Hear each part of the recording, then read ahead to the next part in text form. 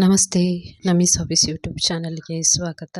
ಇವತ್ತೊಂದು ಹೊಸ ವಿಡಿಯೋದೊಂದಿಗೆ ನಿಮ್ಮ ಮುಂದೆ ಬಂದಿದ್ದೀನಿ. ಎಲ್ಲರಿಗೂ ಕೂಡ ತುಂಬಾ ಧನ್ಯವಾದಗಳು. ನನ್ನ ವಿಡಿಯೋಗಳನ್ನೆಲ್ಲ ನೋಡ್ತಾ ಇರೋದ್ರಿಂದ ಕಮೆಂಟ್ ಹಾಕ್ತಾ ಇದ್ದೀರಿ, ತುಂಬಾ ಖುಷಿಯಾಯಿತು. ಹೀಗೆ ಎಲ್ಲ ವಿಡಿಯೋಗಳನ್ನು ನೋಡಿ ಒಳ್ಳೊಳ್ಳೆ ಗಾರ್ಡನ್ ಟಿಪ್ಸನ್ನು ವಿಡಿಯೋದಿಂದ ಕಲಿಯಿರಿ ಅಂತ ಹೇಳ್ತಾ ಇದ್ದೀನಿ. ಇವತ್ತು ನಾನು ಒಂದು ಒಳ್ಳೆಯ ಫರ್ಟಿಲೈಸರ್ ಮಾಡೋದು ಹೇಗೆ ಅಂತ ತಿಳಿಸ್ಕೊಡ್ತೀನಿ. ಒಂದು ಕಂಪ್ಲೇಂಟ್ ಏನು ಅಂದರೆ, ನಾವು ನರ್ಸರಿಯಿಂದ ತಂದಿರುವಂತಹ ಗಿಡ ಸ್ವಲ್ಪ ದಿನ ತನಕ ಅಂದರೆ ಮೊಗ್ಗು ಅಲ್ಲಿ ಬಿಟ್ಟಿರುತ್ತೆ ಅಷ್ಟೇ. ಆ ಮೊಗ್ಗು ಅಲ್ಲೋ ತನಕ ಮಾತ್ರ ಹೂ ಬಿಡುತ್ತೆ. ನಂತರ ಆ ಮೊಗ್ಗುಗಳು ಕೂರಲ್ಲ, ಹೂ ಬಿಡಲ್ಲ, ಗಿಡ ಗ್ರೋ ಅಪ್ ಆಗಲ್ಲ ಅಂತ ತುಂಬ ಜನರದ್ದು ಕಂಪ್ಲೇಂಟ್ ಇದೆ ಅಂತ ನಾನು ಈ ಹಿಂದಿನ ವಿಡಿಯೋದಲ್ಲಿ ಹೇಳಿದ್ದೆ. ಅದಕ್ಕೆ ಏನು ಮಾಡಬೇಕು ಅನ್ನೋ ಟಿಪ್ಸ್ ಕೂಡ ಮತ್ತು ಹಿಂದಿನ ವಿಡಿಯೋದಲ್ಲಿ ಹಾಕಿದ್ದೆ ನಾನು. ಅದೇ ರೀತಿ ಇವತ್ತು ಕೂಡ ಒಂದು ನರ್ಸರಿಯಿಂದ ತಂದಿರುವಂತಹ ಗಿಡಗಳ ತುಂಬಾ ಮೊಗ್ಗು ಕೂರಲಿಕ್ಕೆ ಏನು ಮಾಡಬೇಕು ಅನ್ನೋದು, ಮನೆಯಲ್ಲೇ ಮಾಡಬೇಕಾದ ಒಂದು ಫರ್ಟಿಲೈಸರನ್ನು ಹಾಕಿ ತುಂಬಾ ಮೊಗ್ಗುಗಳು ಕೂತ್ಕೊಂಡಿದೆ, ಹಾಗೆ ಹೂ ಕೂಡ ಬಿಟ್ಟಿದೆ. ಅದನ್ನು ತೋರಿಸ್ತಾ ಇದ್ದೀನಿ. ಈ ಹಿಂದೆ ಕೂಡ ನಾನು ಇದೇ ಫರ್ಟಿಲೈಸರ್ನ ಯೂಸ್ ಮಾಡಿದ್ರಿಂದ ಮೊಗ್ಗುಗಳೆಲ್ಲ ಕೂತಿದೆ. ಪುನಃ ವಿಡಿಯೋಗೋಸ್ಕರ ಒಂದ್ಸತಿ ಈ ಫರ್ಟಿಲೈಸರನ್ನು ಹಾಕೋದು ಹೇಗೆ ಅಂತ ತಿಳಿಸ್ಕೊಡ್ತೀನಿ. ಹಾಗೆ ಹೊಸಬರೇನಾದರೂ ನನ್ನ ಚಾನಲ್ನ ಇದೇ ಫಸ್ಟ್ ಟೈಮ್ ಏನಾದರೂ ನೋಡ್ತಾ ಇದ್ದರೆ ನನ್ನ ಚಾನಲ್ಗೆ ಪ್ಲೀಸ್ ಸಬ್ಸ್ಕ್ರೈಬ್ ಆಗಿ, ಹಾಗೆ ಪಕ್ಕದಲ್ಲೇ ಕಾಣುವ ಬೆಲ್ ಬಟನನ್ನು ಒತ್ತಿ ಆಲನ್ನು ನೋಟಿಫಿಕೇಷನ್ಗೆ ಕ್ಲಿಕ್ ಮಾಡಿದರೆ ನಾನು ಹಾಕುವ ಎಲ್ಲ ವಿಡಿಯೋಗಳ ನೋಟಿಫಿಕೇಷನ್ ನಿಮಗೆ ಸಿಗುತ್ತೆ. ನೋಡಿ, ವಿತ್ ಪ್ರೂಫ್ ನಾನು ಹಾಕಿರುವಂಥ ಫರ್ಟಿಲೈಸರಿಂದ ತುಂಬ ಮೊಗ್ಗುಗಳು ಕೂತಿದೆ, ಹಾಗೆ ಹೂ ಕೂಡ ಬಿಟ್ಟಿದೆ. ಇದು ನಾನು ನರ್ಸರಿಯಿಂದ ತಂದು ನೆಟ್ಟಿರುವಂಥದ್ದು. ಈ ವಿಡಿಯೋ ಕೂಡ ಹಾಕಿದ್ದೆ ನಾನು, ಅದನ್ನು ರಿಪೋರ್ಟ್ ಮಾಡೋದು ಹೇಗೆ ಅನ್ನೋದು ಕೂಡ. ಒಂದ್ಸತಿ ಅದು ತಂದಾಗ ಎಲ್ಲ ಮೊಗ್ಗುಗಳಿತ್ತು, ಎಲ್ಲವೂ ಹೂ ಬಿಟ್ಟೆ ಆಗಿತ್ತು. ನಂತರ ಅದು ಹೂ ಬಿಟ್ಟಿರಲಿಲ್ಲ, ಹಾಗೆ ಇತ್ತು. ಅದಕ್ಕೆ ಏನು ಫರ್ಟಿಲೈಸರ್ ಹಾಕಿದ್ದೆ ನಾನು, ಈ ಥರ ಇಷ್ಟೊಂದು ಮೊಗ್ಗು ಕೂರಲಿಕ್ಕೆ ಏನು ಕಾರಣ ಅನ್ನೋದು ಕೂಡ ಈ ವಿಡಿಯೋದಲ್ಲಿ ನಾನು ತಿಳಿಸ್ಕೊಡ್ತೀನಿ. ಆ ಫರ್ಟಿಲೈಸರ್ನ ಹಾಕಿರೋದ್ರಿಂದನೇ ಇಷ್ಟೊಂದು ಮೊಗ್ಗು ಕೂತಿರೋದು. ಆ ಫರ್ಟಿಲೈಸರ್ನ ಪುನಃ ಇನ್ನೊಂದು ಸರ್ತಿ ವಿಡಿಯೋಗೋಸ್ಕರನೇ ಹೇಗೆ ಮಾಡೋದು, ಹೇಗೆ ಹಾಕೋದು ಅಂತ ಈ ವಿಡಿಯೋದಲ್ಲಿ ಹೇಳ್ಕೊಡ್ತಾ ಇದ್ದೀನಿ. ಹಾಗಾಗಿ ವಿಡಿಯೋನ ಕೊನೆ ತನಕ ನೋಡಿ, ಯಾವ ಕಾರಣಕ್ಕೂ ಸ್ಕಿಪ್ ಮಾಡಬೇಡಿ. ಹೈ ಪಾಯಿಂಟನ್ನು ಕೊಡಿ, ಹಾಗೆ ಕಮೆಂಟ್ ಕೂಡ ಹಾಕಿ, ವಿಡಿಯೋಗೊಂದು ಲೈಕ್ ಮಾಡಿ. ಹೊಸಬರು ತುಂಬಾ ಖುಷಿಯಿಂದ ನನ್ನ ಚಾನಲನ್ನು, ನನ್ನ ಗಾರ್ಡನಿಂಗ್ ವಿಡಿಯೋಗಳನ್ನೆಲ್ಲ ನೋಡ್ತೀರಿ, ತುಂಬಾ ಖುಷಿ ಆಗ್ತಿದೆ. ಹಳಬರೆ ಹಾಕೋ ಯಾರೂ ಕೂಡ ಕಮೆಂಟು ಹಾಕಲ್ಲ, ಅದೇನೇ ಒಂಥರ ಬೇಜಾರಾಗ್ತಾ ಉಂಟು. ಪ್ಲೀಸ್ ನನ್ನ ಚಾನಲ್ಲಿಗೆ ಸಬ್ಸ್ಕ್ರೈಬ್ ಆದವರು ವಿಡಿಯೋಗಳನ್ನು ನೋಡಿ ಕಮೆಂಟ್ ಕೂಡ ಹಾಕಿ ಅಂತ ಈ ಮೂಲಕ ಕೇಳ್ಕೊಳ್ತಾ ಇದ್ದೀನಿ. ಬನ್ನಿ, ಇದು ಯಾವ ಫರ್ಟಿಲೈಸರು, ಯಾವ ಥರ ಮಾಡೋದು, ಇದನ್ನು ₹1 ಕೂಡ ಖರ್ಚಿಲ್ಲದೆ ಇರುವಂತಹ ಫರ್ಟಿಲೈಸರ್ ಇದು. ತುಂಬಾ ಸುಲಭವಾಗಿ ಮಾಡ್ಬೋದು. ಒಂದು ದಿನದಲ್ಲಿ ನೀವು 1-2 ನಿಮಿಷ ಟೈಮ್ ಕೊಟ್ಟರೆ ಸಾಕು, ಅಷ್ಟೇ. 2 ನಿಮಿಷ ಕೊಟ್ಟರೆ ಸಾಕು. ಈ ಫರ್ಟಿಲೈಸರು ನಿಮಗೆ ಒಳ್ಳೆ ಹೆಲ್ಪ್ ಆಗುತ್ತೆ. ಡ್ರೈ ಫರ್ಟಿಲೈಸರ್ ಇದು. ಇದನ್ನು ಹೇಗೆ ಮಾಡೋದು ನೋಡಿ, ಇದೇನೇ ಆ ಫರ್ಟಿಲೈಸರು. ಇದು ಯಾವುದು ಅಂತ ನಾನು ಹೇಳ್ತಿದ್ದೀನಿ.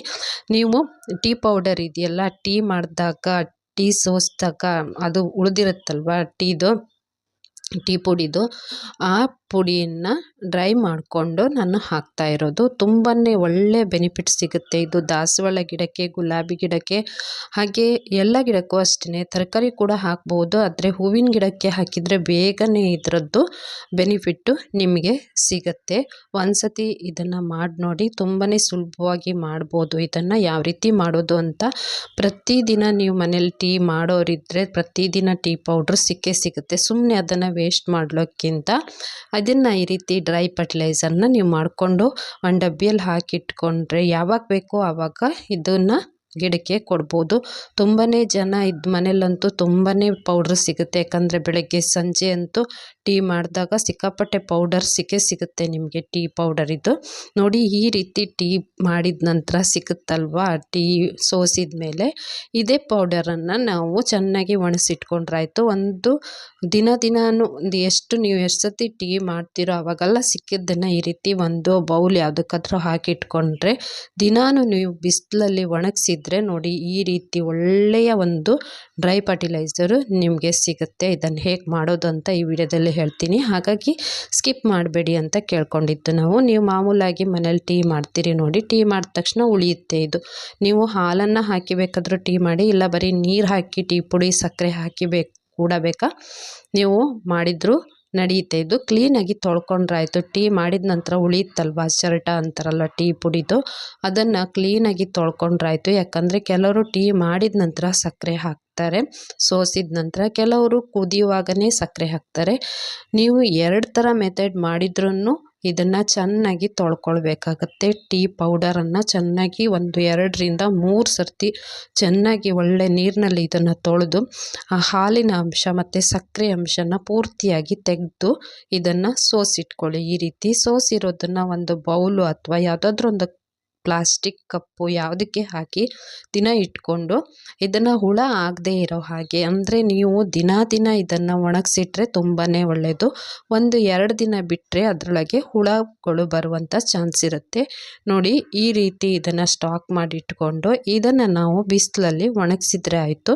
ಒಳ್ಳೆಯೇ ಫರ್ಟಿಲೈಸರ್ ನಿಮಗೆ ಸಿಗುತ್ತೆ. ತುಂಬಾ ಒಳ್ಳೆ ಬೆನಿಫಿಟ್ ಕೊಡುವಂತಹ ಡ್ರೈ ಫರ್ಟಿಲೈಸರ್ ಇದು. ಅಷ್ಟೊಂದು ಒಳ್ಳೆ ರಿಸಲ್ಟ್ ಕೊಡುತ್ತೆ. ನೀವು ಯಾವುದೇ ದಾಸವಾಳ ಗಿಡ ಅಥವಾ ಗುಲಾಬಿ ಗಿಡಕ್ಕೆ ಈ ಫರ್ಟಿಲೈಸರ್ನ ನೀವು ಯೂಸ್ ಮಾಡ್ತಾ ಬಂದರೆ ಒಳ್ಳೆ ಮೊಗ್ಗು ಕೂರುತ್ತೆ. ಹಾಗೆಯೇ ಗಿಡಗಳು ಕೂಡ ತುಂಬಾ ಒಳ್ಳೆ ಗ್ರೋ ಅಪ್ ಆಗುತ್ತೆ. ಈ ರೀತಿ ಯಾವುದಾದ್ರೂ ಒಂದು ಬಟ್ಟೆ ಅಥವಾ ಯಾವುದಾದ್ರೂ ಪೇಪರು ಬ್ಯಾಗು ಏನೇ ತೊಂದರೆ ಇಲ್ಲ, ಸ್ವಲ್ಪ ನೀರು ಇಳಿದು ಹೋಗೋ ಹಾಗಿದ್ದು ತಗೊಂಡ್ರಾಯ್ತು. ನಾನೊಂದು ವೇಸ್ಟೇಜ್ ಬಟ್ಟೆ ಬ್ಯಾಗನ್ನೇ ತಗೊಂಡಿದ್ದೀನಿ. ಇದರ ಮೇಲ್ಗಡೆ ಇದನ್ನು ಹಾಕಿ ಒಣಗಿಸಿದ್ರೆ ಆಯಿತು. ನೀವು 2 ಅಥವಾ 3 ದಿನ ಒಣಗಿಸಿದ್ರೆ ಸಾಕು. ಇಲ್ಲ 2 ದಿನ ಒಣಗಿಸಿದ್ರು, ತುಂಬ ಬಿಸಿಲಿದ್ದ ಕಡೆ 2 ದಿನ ಇದನ್ನು ಇಟ್ಟರೆ ಸಾಕು. ತುಂಬಾ ಒಳ್ಳೆ ಡ್ರೈ ಆಗುತ್ತೆ ಇದು. ನೀವು ದಿನ ಸಿಗುವಂಥ ಪುಡಿ ಏನು ಮಾಡಿ ಅಂದ್ರೆ, ಹೀಗೆ ಬಿಸಿಲಲ್ಲಿ ಯಾವಾಗೂ ಒಣಸೇ ಇಟ್ಬಿಡಿ. ದಿನ ಸಿಕ್ಕಿರುವಂಥ ಪುಡಿನ ಅದಕ್ಕೆ ಹಾಕ್ತಾ ಬಂದ್ರಾಯ್ತು. ಸ್ಮೆಲ್ಲು ಬರಲ್ಲ, ಯಾವ ಸ್ಮೆಲ್ಲು ಬರಲ್ಲ. ತುಂಬಾ ಬೇಗನೆ ಡ್ರೈ ಆಗುತ್ತೆ. ಈ ರೀತಿ ನೀವು ಮಾಡಿಟ್ಕೊಂಡ್ರೆ ಇರುತ್ತಲ್ವ, ಒಂದು ಡಬ್ಬಿಯಲ್ಲಿ ಏನಾದರೂ ಹಾಕಿಟ್ಕೊಂಡ್ರೆ ಕಡಿಮೆ ಗಿಡಗಳಿದ್ದರೆ ನಿಮಗೆ ವರ್ಷಗಟ್ಟಲೆ ಬೇಕಾದರೆ ಬರುತ್ತೆ. ತುಂಬಾ ಗಿಡಗಳನ್ನೇನಾದ್ರು ನೆಟ್ಟಿದ್ದಿದ್ರೆ ನೀವು ಇದನ್ನು ತಿಂಗಳಲ್ಲಿ 1-2 ಸರ್ತಿ ಆದರೂ ಇದನ್ನು ಹಾಕಿದರೆ ತುಂಬ ಒಳ್ಳೆ ರಿಸಲ್ಟ್ ಬರುತ್ತೆ. ನೋಡಿ, ಈ ರೀತಿ ನಾನು ಬಿಸಿಲಲ್ಲಿ ಒಣಗಿಸಿಟ್ಕೊತೀನಿ. 1-2 ದಿನ ಒಣಗಿಸಿದ್ರೆ ಸಾಕು. ಯಾಕಂದರೆ ಅದರಲ್ಲೇ ನೀರಿನ ಅಂಶ ಇದ್ದಿದ್ದು ಪೂರ್ತಿ ಡ್ರೈ ಆಗಬೇಕು. ನೋಡಿ, ಇದು ಡ್ರೈ ಆಗಿದೆ. ಈಗ ಆಗಿದೆ ಇದು 2 ದಿನದ ನಂತರ. ನೋಡಿ ಎಷ್ಟೊಂದು ಚೆನ್ನಾಗಿ ಡ್ರೈ ಆಗಿದೆ. ಇದನ್ನು ಒಂದು ಡಬ್ಬಿಯಲ್ಲಿ ತುಂಬಿಸಿಟ್ಕೊಂಡ್ರಾಯ್ತು. ನೋಡಿ, ಈ ಫರ್ಟಿಲೈಸರ್ನ ಹೇಗೆ ಕೊಡೋದು ಅಂತ ತೋರಿಸ್ಕೊಡ್ತಾ ಇದ್ದೀನಿ. ನಾನು ಆಲ್ರೆಡಿ ಕೊಡ್ತಾ ಇದ್ದೆ ಇದನ್ನು. ಹಾಗಾಗಿ ಇದು ನರ್ಸರಿಯಿಂದ ತಂದು ಹೂವೆಲ್ಲ ಆಗಿದ ಮೇಲೆ ಪುನಃ ಚಿಗುರು ಬಂದು ಮತ್ತೆ ಮೊಗ್ಗು ಬಿಟ್ಟಿದ್ದು. ಆ ಮೊಗ್ಗು ಬರಬೇಕಾದ್ರೆ ನಾನು ಈ ಪೌಡರ್ನ ಯೂಸ್ ಮಾಡಿದ್ದೆ. ಈಗ ಪುನಃ ವಿಡಿಯೋಗೋಸ್ಕರ ಇದನ್ನು ತೋರಿಸ್ತಾ ಇದ್ದೀನಿ. ಯಾಕಂದರೆ ನಾನು ಮಾಡಿ ನೋಡಿದಾಗ ನನಗೆ ಒಳ್ಳೆ ರಿಸಲ್ಟ್ ಸಿಕ್ಕಿದ್ರಿಂದ ಇದನ್ನು ಒಂದು ವಿಡಿಯೋ ಯಾಕೆ ಮಾಡಬಾರ್ದು ಅಂತ ತಿಳ್ಕೊಂಡು ನಾನು ಇದನ್ನು ಮಾಡಿ ನಿಮಗೆ ತೋರಿಸ್ತಾ ಇರೋದು.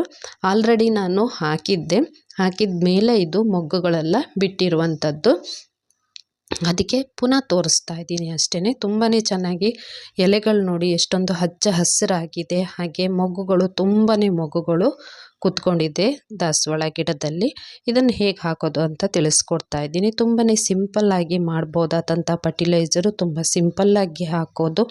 ಏನೇ ನೀವು ಇದಕ್ಕೋಸ್ಕರ ₹1 ಖರ್ಚು ಮಾಡಬೇಕು ಅಂತ ಇಲ್ಲ.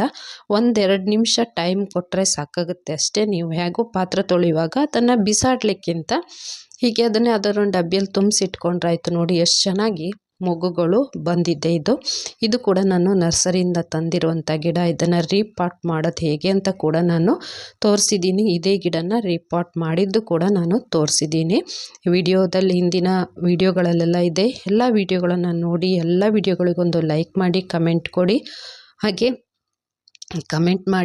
ಹೊಸಬರು ನನ್ನ ಚಾನಲ್ಗೆ ಸಬ್ಸ್ಕ್ರೈಬ್ ಆಗಿ ಅಂತ ಕೇಳ್ತೀನಿ. ಇದು ಕೂಡ ಇನ್ನೊಂದು ನರ್ಸರಿಯಿಂದ ತಂದಿರೋಂಥ ಗಿಡ. ನಾನು ಆಲ್ರೆಡಿ ಹಿಂದಿನ ವಿಡಿಯೋ ನೋಡಿದವರಿಗೆ ಗೊತ್ತಿರುತ್ತೆ.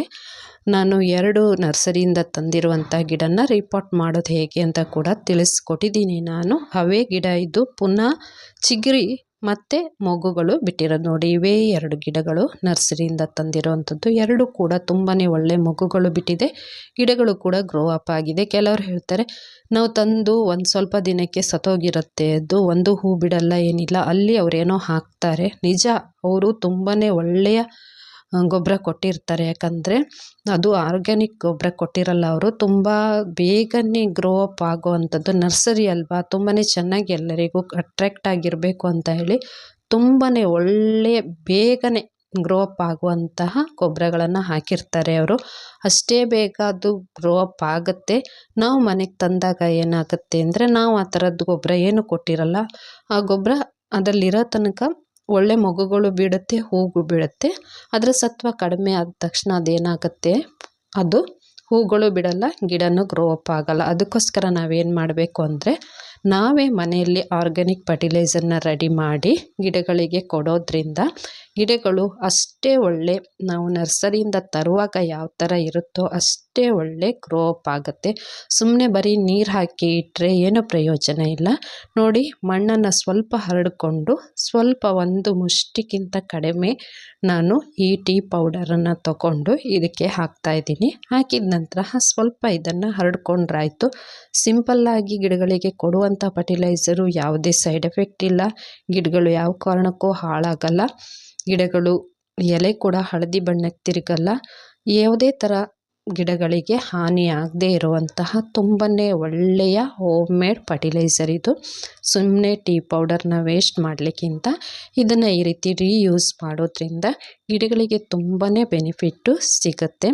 ಹಾಗೆ ಈ ಗಿಡಕ್ಕಲ್ಲದೆ ಮತ್ತೊಂದು ಗಿಡಕ್ಕೂ ಕೂಡ ನಾನು ಇದೇ ರೀತಿ ಫರ್ಟಿಲೈಸರ್ನ ಕೊಟ್ಟಿದ್ದೀನಿ.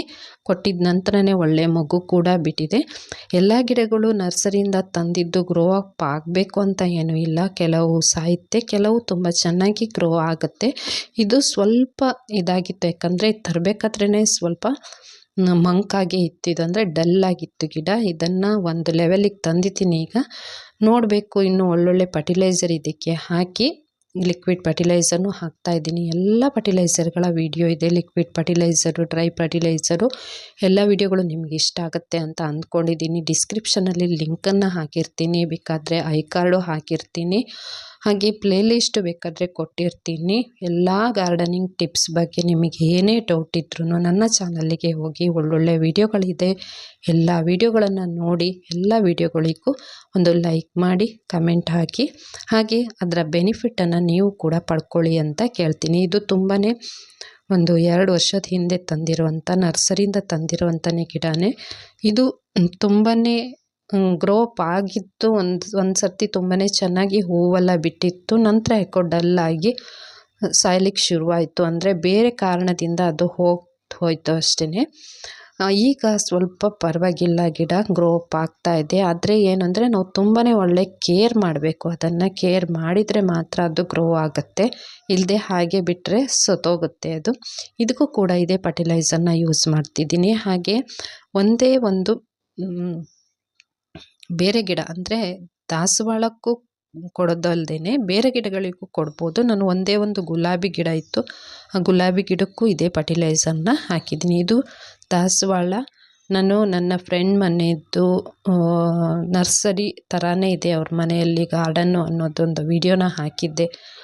ನೋಡಿ, ಅದರಲ್ಲಿ ತುಂಬಾ ಚೆನ್ನಾಗಿರುವಂಥ ಗಿಡಗಳೆಲ್ಲ ಅವಳ ಮನೆ ಗಾರ್ಡನ್ನಲ್ಲಿ ಉಂಟು. ಅದನ್ನು ವಿಡಿಯೋ ಕೂಡ ಹಾಕಿದ್ದೀನಿ, ಬೇಕಿದ್ರೆ ಲಿಂಕ್ ಕೂಡ ಅದನ್ನು ಹಾಕಿರ್ತೀನಿ ನೋಡಿ. ಅವಳೇ ಕೊಟ್ಟಿರುವಂತಹ ಗಿಡ ಇದು. ಸಣ್ಣದೊಂದು ಗಿಡ ಕೊಟ್ಟಿದ್ಲು, ಆ ಗಿಡನ ನಾನು ಈ ರೀತಿ ಬೆಳೆಸ್ಕೊಂಡಿದ್ದೀನಿ. ಹಾಗೆ ಒಂದು ಸಣ್ಣ ಗುಲಾಬಿ ಗಿಡ ಕೂಡ ನೆಟ್ಟಿದ್ದೀನಿ. ನನ್ನ ಇದರೊಳಗೆ ಅಂದರೆ ಗಾರ್ಡನಲ್ಲಿ ಫಸ್ಟ್ ಇರುವಂತಹ ಒಂದೇ ಒಂದು ಗುಲಾಬಿ ಗಿಡ. ನಾನು ಜಾಸ್ತಿಯಾಗಿ ದಾಸವಾಳನೇ ಇಷ್ಟಪಡೋದ್ರಿಂದ ಅದನ್ನೇ ನೆಟ್ಟಿರೋದು ನಾನು. ಗುಲಾಬಿಗಳು ಇಲ್ಲ, ಒಂದೇ ಒಂದಿರೋದು. ಇದಕ್ಕೆ ಕೂಡ ಇದೇ ಫರ್ಟಿಲೈಸರ್ನ ಕೊಡೋದ್ರಿಂದ ಇದು ತುಂಬಾ ಚೆನ್ನಾಗಾಗಿತ್ತು. ಸಣ್ಣದೇ ಸಣ್ಣ ಕಡ್ಡಿನ ಇಷ್ಟು ದೊಡ್ಡಕ್ಕೆ ಮಾಡಿದ್ದೀನಿ ಇದೇ ಫರ್ಟಿಲೈಸರ್ಗಳನ್ನೆಲ್ಲ ಹಾಕಿ. ಹಾಗೆ ಇನ್ನು ಕೆಲವರು ನನಗೆ ಹಿಂದಿನ ವಿಡಿಯೋದಲ್ಲಿ ಒಬ್ಬರು ಕಮೆಂಟ್ ಹಾಕಿದ್ರು, ಏನಂದರೆ ನೀವು ಇಷ್ಟೊಂದೆಲ್ಲ ಫರ್ಟಿಲೈಸರ್ ಕೊಡ್ತೀನಿ ಅಂತ ವಿಡಿಯೋ ಹಾಕ್ತಿದ್ದೀರಿ, ಆದರೆ ನಿಮ್ಮ ಗಿಡ ಯಾಕೆ ಅದೇ ಥರನೇ ಇದೆ ಅಂತ. ನರ್ಸರಿಯಲ್ಲಿ ಇರಲಿಕ್ಕಿಂತ ಮನೆಯಲ್ಲಿ ಕೆಲವು ಸರ್ತಿ ಏನಾಗುತ್ತೆ ಅಂದರೆ ನಾವು ಯೂಸ್ ಮಾಡೋ ಮಣ್ಣಿನ ಗುಣಮಟ್ಟ ಸರಿ ಇಲ್ಲದೆ ಇದ್ದರೆ ಕೂಡ ಹಾಗೆ ಆಗುತ್ತೆ. ಮತ್ತು ಈಗ ಸ್ವಲ್ಪ ಚಳಿ ಇರೋದ್ರಿಂದ, ಅಂದರೆ ವಾತಾವರಣ ಸ್ವಲ್ಪ ಚಳಿಯಾಗಿರೋದ್ರಿಂದ ಗಿಡಗಳು ಏನಾಗುತ್ತೆ ಅಂದರೆ ಎಲೆಗಳೆಲ್ಲ ಸ್ವಲ್ಪ ಮುದ್ರಕೊಂಡಿರುತ್ತೆ. ಗಿಡಗಳಿಗೂ ಕೂಡ ಸ್ವಲ್ಪ ಸತ್ವಗಳು ಕಡಿಮೆ ಆಗಿರುತ್ತೆ. ಬೇಸಿಗೆಯಲ್ಲಿ ಮಾತ್ರ ತುಂಬಾ ಚೆನ್ನಾಗಿ ಗಿಡ ಗ್ರೋ ಅಪ್ ಆಗುತ್ತೆ. ಹಾಗೆ ಚಳಿಗಾಲದಲ್ಲಿ ಸ್ವಲ್ಪ ಎಲೆಗಳೆಲ್ಲ ಅವಕ್ಕೂ ಕೂಡ ಮನುಷ್ಯನ ಥರವೇ ಕೆಲವು ಸಮಸ್ಯೆಗಳೆಲ್ಲ ಇರುತ್ತೆ. ಅಂದರೆ ಗ್ರೋ ಅಪ್ ಆಗಬೇಕು ಅಂತ ಎಲ್ಲ ಟೈಮಲ್ಲೂ ಒಂದೇ ಥರ ಇರಲ್ವ ಗಿಡಗಳು ಕೂಡ. ಆಯಾ ಹವಾಮಾನಕ್ಕೆ ತಕ್ಕಾಗಿ ಅವುಗಳ ಬೆಳವಣಿಗೆ ಕೂಡ ಇರೋದ್ರಿಂದ ಆ ಥರ ಆಗುತ್ತೆ. ಕಮೆಂಟ್ ಹಾಕೋರು ಒಳ್ಳೆಯ ಥರದ ಕಮೆಂಟ್ ಹಾಕಿ, ನೀವು ಹಾಕಿದ್ದೀರಿ ಅಂತ ಯಾವ ಕಾರಣಕ್ಕೂ ಬೇಜಾರಿಲ್ಲ. ಮತ್ತು ಇನ್ನು ಕೆಲವ್ರೇನು ಅಂದರೆ ನೀವು ನೆಲ ಒರೆಸ್ತಾನೇ ಇಲ್ವಾ ಆ ಥರ ಎಲ್ಲ ಅಂತಿದ್ದಾರೆ. ಯಾಕಂದರೆ ಇದು ಮನೆ ಒಳಗಡೆ ತೋರಿಸ್ತಾ ಇರೋದಲ್ಲ, ಮನೆ ಹೊರಗಡೆ ಇಲ್ಲಿ ಯಾವಾಗೂ ಮಣ್ಣು ಇರುತ್ತೆ. ನಾವಂದರೆ ಹೂವಿನ ಗಿಡಗಳನ್ನು ನೆಡುವಾಗ ಮಾಡುವಾಗ ಮಣ್ಣು ಇರುತ್ತೆ, ಅದರಿಂದ ನೆಲ ಆ ಥರ ಇರುತ್ತೆ. ನಿಮಗೇನು ಬೇಕು, ಗಾರ್ಡನ್ ಟಿಪ್ಸ್ಗಳು ಬೇಕಲ್ವಾ? ನೆಲ ಹೇಗಿದ್ದರೆ ಏನು ತೊಂದರೆ ನಿಮಗೆ? ಒಳ್ಳೊಳ್ಳೆ ವಿಡಿಯೋಗಳಿದೆಯಲ್ವಾ, ಆ ವಿಡಿಯೋಗಳನ್ನು ನೋಡಿ ನಿಮಗೆ ಬೇಕಾಗಿರುವಂಥ ಟಿಪ್ಸ್ಗಳನ್ನು ನಿಮ್ಮ ಗಾರ್ಡನ್ಗೆ ಯೂಸ್ ಮಾಡ್ಕೊಳ್ಳಿ. ಕೆಲವೊಂದು ಸರ್ತಿ ನೀವು ಹಾಕೋ ಕಮೆಂಟಿಂದ ಕೂಡ ನಮ್ಮ ಮನಸ್ಸಿಗೆ ಬೇಜಾರು ಕೂಡ ಆಗುತ್ತೆ. ನೋಡಿ, ಈ ಫರ್ಟಿಲೈಸರ್ ಹಾಕಿದ ಮೇಲೆ ಯಾವ ಥರ ಮೊಗ್ಗುಗಳೆಲ್ಲ ಕೂತಿದೆ, ಹೂ ಕೂಡ ಅರಳಿದೆ. ನಿಮ್ಮೆಲ್ಲರಿಗೂ ಈ ವಿಡಿಯೋ ಇಷ್ಟ ಆಗಿದೆ ಅಂತ ಅಂದ್ಕೊಂಡಿದ್ದೀನಿ. ಇಷ್ಟ ಆದರೆ ಒಂದು ಒಳ್ಳೆ ಕಮೆಂಟ್ ಹಾಕಿ, ವಿಡಿಯೋಗೊಂದು ಲೈಕ್ ಮಾಡಿ, ಹಾಗೆ ಆದಷ್ಟು ವಿಡಿಯೋನ ಶೇರ್ ಮಾಡಿ. ಈ ಫರ್ಟಿಲೈಸರ್ನ ನೀವು ಕೂಡ ಮಾಡಿ ನಿಮ್ಮ ಗಿಡಗಳಿಗೆ ಹಾಕಿ ಇದರ ಪ್ರಯೋಜನವನ್ನು ಪಡ್ಕೊಳ್ಳಿ. ಟೈಮು ನೀವು ಕೊಡಬೇಕಾಗಿರೋದು ಕೇವಲ 2 ನಿಮಿಷ ಅಷ್ಟೇ ಇದಕ್ಕೆ, ಅದಕ್ಕಿಂತ ಜಾಸ್ತಿ ಕಡಿಮೆ ಟೈಮೇನು ಇದಕ್ಕೋಸ್ಕರ ಕೊಡಬೇಕಾಗಿಲ್ಲ. ನೋಡಿ, ಹಾಕಿದ ಮೇಲೆ ಮೊಗ್ಗುಗಳು ಕೂತಿತ್ತಲ್ಲ, ಹೂಗಳು ಅರಳಿರೋದು ನೋಡಿ ಯಾವ ಥರ ಅರಳಿದೆ ಅಂತ. ಅಷ್ಟೊಂದು ಚೆನ್ನಾಗಿ ಅರಳಿದೆ. ತುಂಬಾ ಖುಷಿ ಆಗುತ್ತೆ ಈ ರೀತಿಯೆಲ್ಲ ಮೊಗ್ಗು ಬಿಟ್ಟು ಹೂವು ಅರಳಿದಾಗ. ಮನಸ್ಸಿಗಂತೂ ತುಂಬಾ ಹಿತ ಅನಿಸುತ್ತೆ. ಅತಿಯಾಗಿ ಯಾರು ಗಾರ್ಡನ್ ಬಗ್ಗೆ ಆಸಕ್ತಿ ವಹಿಸ್ತಾರೋ, ಹೂ ಗಿಡಗಳ ಬಗ್ಗೆ ತುಂಬ ಕಾಳಜಿ ವಹಿಸಿ ಅದನ್ನೆಲ್ಲ ನೋಡ್ಕೊಳ್ತಾರೋ ಅಂಥವ್ರಿಗೆ ಮಾತ್ರ ಅದರ ಬಗ್ಗೆ ಮನಸ್ಥಿತಿ ತುಂಬಾ ಚೆನ್ನಾಗಿರುತ್ತೆ, ಅವರಿಗೂ ಕೂಡ ಖುಷಿ ಕೊಡುತ್ತೆ. ನೋಡಿ, ನಾನು ಬರೀ ಬಾಟಲಿರುವಂತಹ ಗಿಡಕ್ಕಲ್ಲ, ನೆಲದಲ್ಲಿ ನೆಟ್ಟಿರುವಂಥ ಗಿಡಗಳಿಗೂ ಕೂಡ ಈ ಫರ್ಟಿಲೈಸರ್ನ ಹಾಕಿದ್ದೀನಿ. ಎಷ್ಟು ಚೆನ್ನಾಗಿ ಮೊಗ್ಗುಗಳೆಲ್ಲ ಬಂದಿದೆ ನೋಡಿ. ವಿತ್ ಪ್ರೂಫ್ ಸಮೇತ ನಾನು ಈ ವಿಡಿಯೋನ ಮಾಡಿದ್ದೀನಿ, ತೋರಿಸಿದ್ದೀನಿ.